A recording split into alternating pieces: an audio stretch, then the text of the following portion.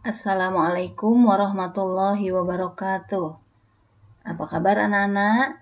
Semoga kalian dalam keadaan sehat walafiat dan senantiasa ada dalam lindungan Allah Subhanahu wa taala. Anak-anak, dalam pertemuan kali ini kita akan membahas tema 7, kepemimpinan, subtema 2, pemimpin idolaku, muatan PPKN. Sebelum kita mulai pembelajaran, mari kita baca doa bersama-sama dulu. Bismillahirrahmanirrahim. Raditu billahi robba wa bil islami dina wa bi Muhammadin nabiyya wa rasula. Rabbi zidni ilma warzuqni fahma. Amin. Marilah kita lanjutkan materinya, yaitu pendidikan kewarganegaraan. Apakah kamu memiliki seorang pemimpin idola? Siapa pemimpin idolamu? Apa yang telah diperbuatnya sehingga ia dijadikan pemimpin idolamu? Pastinya kalian mempunyai seorang pemimpin, baik itu pemimpin di rumah, di sekolah, ataupun di masyarakat. Nah, pastinya kalian punya idola dari pemimpin tersebut. Kenapa dijadikan idola? Siapa pemimpin idolamu dan apa yang telah diperbuatnya sehingga dia menjadi pemimpin idolamu? Nah, kita akan membahasnya sekarang. Makna sila ketiga Pancasila dan penerapannya dalam kehidupan sehari-hari. Ini adalah muatan pada pembelajaran 1. Seorang pemimpin yang punya kewajiban dan tanggung jawab untuk mempersatukan seluruh anggotanya. Nilai persatuan merupakan nilai pokok dari sila ketiga Pancasila, yaitu Persatuan Indonesia. Makna dan nilai sila ketiga Pancasila. Sanggup dan rela berkorban untuk kepentingan bangsa, negara apabila diperlukan. Mengembangkan rasa cinta kepada tanah air dan bangsa. Mengembangkan rasa kebanggaan, berkebangsaan dan bertanah air Indonesia. Mengembangkan persatuan Indonesia atas dasar Bhinneka Tunggal Ika. Memajukan persatuan dan kesatuan bangsa. Nah, ini adalah makna-makna yang terkandung dalam nilai Pancasila sila ketiga, yaitu Persatuan Indonesia. Jadi, sebagai seorang pemimpin harus memiliki nilai-nilai seperti ini, ya. Jika semua nilai-nilai dalam sila ketiga dilaksanakan dengan baik, niscaya dapat mendorong kehidupan bangsa Indonesia yang selalu menjunjung tinggi nilai persatuan dan kesatuan. Bangsa Indonesia juga tidak akan mudah terpecah belah. Contoh nilai persatuan di rumah. Mengerjakan tugas rumah bersama, menonton acara televisi bersama, berwisata dengan seluruh anggota keluarga, selalu rukun dengan saudara. Nah, ini harus diterapkan di dalam lingkungan rumah supaya di rumah menjadi tentram dan nyaman. Sekarang contoh nilai persatuan di sekolah dan manfaatnya. Berteman dengan teman yang berbeda agama. Manfaatnya kita akan banyak memiliki teman. Kemudian, nilai yang kedua adalah toleransi. Jika kita saling bertoleransi, maka tidak akan terjadi pertengkaran dimanapun, apakah itu di rumah, di sekolah, ataupun di lingkungan masyarakat. Saling menghormati antar teman. Jadi, kalau kita saling menghormati antar teman, pasti di sekolah kita akan aman, tentram, dan tenang. Belajar pun bisa dilaksanakan dengan tertib kalau kita memiliki nilai-nilai persatuan yang tersebut ini. Nah, jadi kita lihat manfaatnya juga ya. Jadi banyak sekali nilai-nilai persatuan di sekolah ataupun di rumah atau di masyarakat yang memiliki manfaat yang tidak sedikit. Meneladani sikap pemimpin idola. Kalian sudah membaca teks yang berjudul Kepala Sekolahku, Pemimpin Idolaku. Nah, di dalam buku kalian ada teks yang berjudul Kepala Sekolahku, Pemimpin Idolaku. Kalian bisa membacanya di sana dengan baik dan kalian juga bisa melihat sikap-sikap kepala sekolah yang menjadi idolanya. Pemimpin yang baik adalah pemimpin yang dapat kita jadikan idola. Karenanya, seorang pemimpin harus memiliki sikap yang sesuai dengan nilai-nilai Pancasila, terutama sila ketiga, seperti yang dimiliki oleh kepala sekolah dalam bacaan tersebut.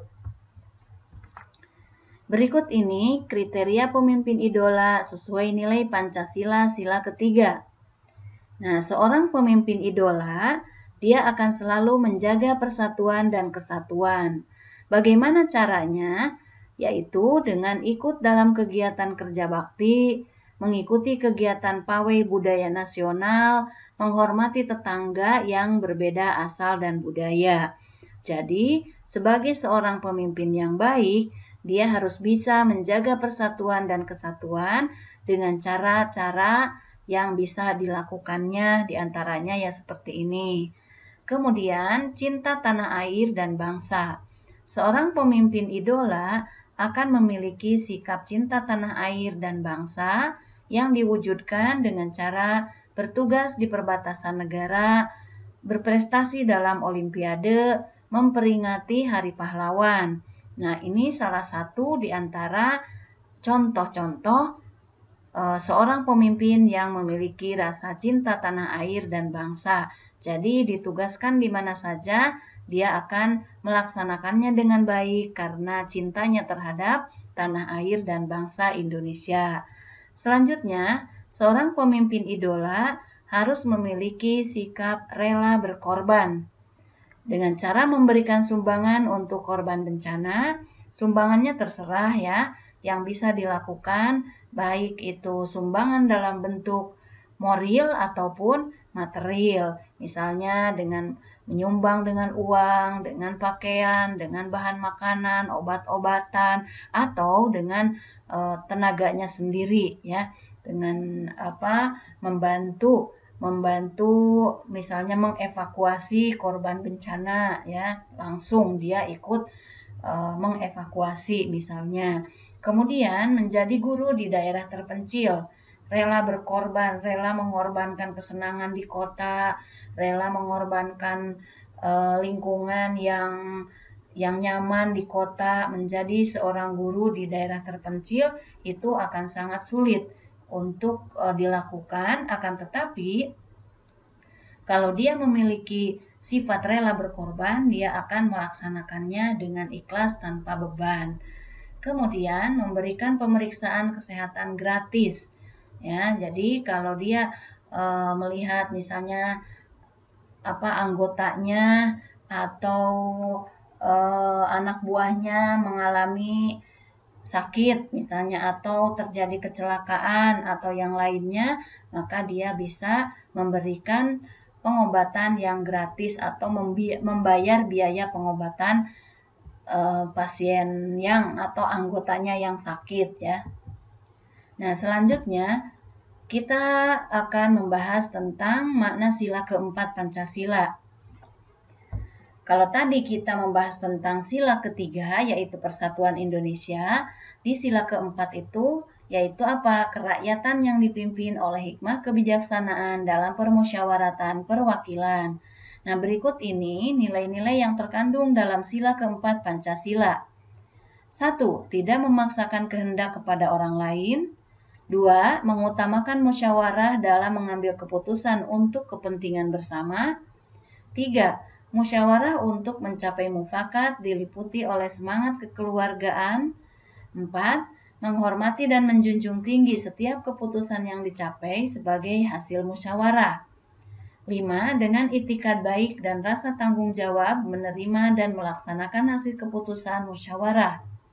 Di dalam musyawarah diutamakan kepentingan bersama di atas kepentingan pribadi dan golongan.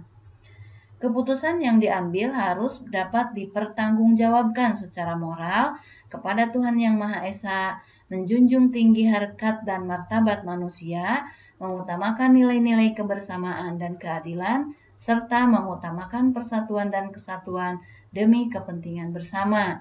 Nah, ini adalah nilai-nilai yang bisa diterapkan dalam kehidupan sehari-hari yang merupakan nilai dari sila keempat Pancasila, yaitu kerakyatan yang dipimpin oleh hikmah, kebijaksanaan dalam permusyawaratan perwakilan. Penerapannya dalam kehidupan sehari-hari. Jadi, di dalam kehidupan sehari-hari kita dapat menerapkan nilai-nilai sila keempat seperti melakukan musyawarah jika ada masalah dalam keluarga, ya. Jadi jangan bersifat otoriter, jangan semaunya sendiri. Akan tetapi kalau terjadi hal-hal atau kalau ada masalah di dalam keluarga, maka harus dimusyawarahkan agar terjadi mufakat. Membuat keputusan untuk kepentingan bersama. Tidak melaksanakan kehendak tidak memaksakan kehendak dalam musyawarah, ya. Tidak memaksakan, maksudnya di sini tidak memaksakan kehendak dalam musyawarah. Misalnya kita mengusulkan sesuatu usulan, akan tetapi orang dalam anggota musyawarah tersebut tidak menyetujui usulan kita, maka kita tidak boleh memaksakan kehendak kita untuk dilaksanakan oleh orang lain. Jadi di sini kita harus lapang dada untuk menerima keputusan yang diputuskan oleh bersama. Melaksanakan keputusan yang telah dibuat dengan penuh tanggung jawab. Nah, ini adalah penerapan nilai sila keempat dalam kehidupan sehari-hari. Penerapan nilai musyawarah dalam mengambil keputusan. Musyawarah adalah suatu usaha untuk menyelesaikan permasalahan bersama dalam mengambil keputusan untuk mencapai mufakat. Jadi segala sesuatu ada permasalahan yang perlu diputuskan bersama, maka harus dilaksanakan dengan cara musyawarah. Penerapan nilai musyawarah dalam mengambil keputusan. Musyawarah dilakukan oleh sekelompok orang yang ingin menyatukan pendapat, mengumpulkan ide, atau menyelesaikan permasalahan yang harus dilakukan secara bersama. Di dalam musyawarah, seseorang bebas menyampaikan pendapatnya. Jika dalam musyawarah belum dicapai kesepakatan, maka diadakan voting atau mengambil suara terbanyak. Nah, jadi di dalam bermusyawarah itu tadi kita harus menerima keputusan yang sudah diputuskan bersama. Dan kalau misalnya tidak dicapai kesepakatan di dalam musyawarah, maka yang langkah selanjutnya adalah mengadakan voting dengan cara mengambil suara terbanyak. Jadi suara terbanyak itulah yang nanti akan dijadikan sebuah keputusan atau kemufakatan. Tujuan musyawarah adalah yang pertama, untuk mencapai mufakat, mendapatkan kesepakatan bersama, mengatasi permasalahan yang timbul, menciptakan hubungan yang damai antar sesama anggota musyawarah. Manfaat musyawarah lagi adalah tercapainya kesepakatan bersama, menghasilkan keputusan yang adil, dan penyatuan pendapat yang berbeda dan menghasilkan satu keputusan. Nah, ini adalah manfaat daripada musyawarah. Jadi, kita kalau ada sesuatu masalah dan masalah itu perlu diputuskan bersama, maka harus diadakan musyawarah untuk mencapai mufakat. Dan ingat, dalam musyawarah kita tidak boleh memaksakan kehendak kita. Ya, kita tidak boleh memaksakan usulan kita harus dilaksanakan. Karena apa? Karena keputusan yang akan diambil adalah hasil daripada kesepakatan bersama. Sehingga kalau sudah terjadi kesepakatan, maka kita harus melaksanakan kesepakatan tersebut dengan penuh tanggung jawab tanpa ada paksaan.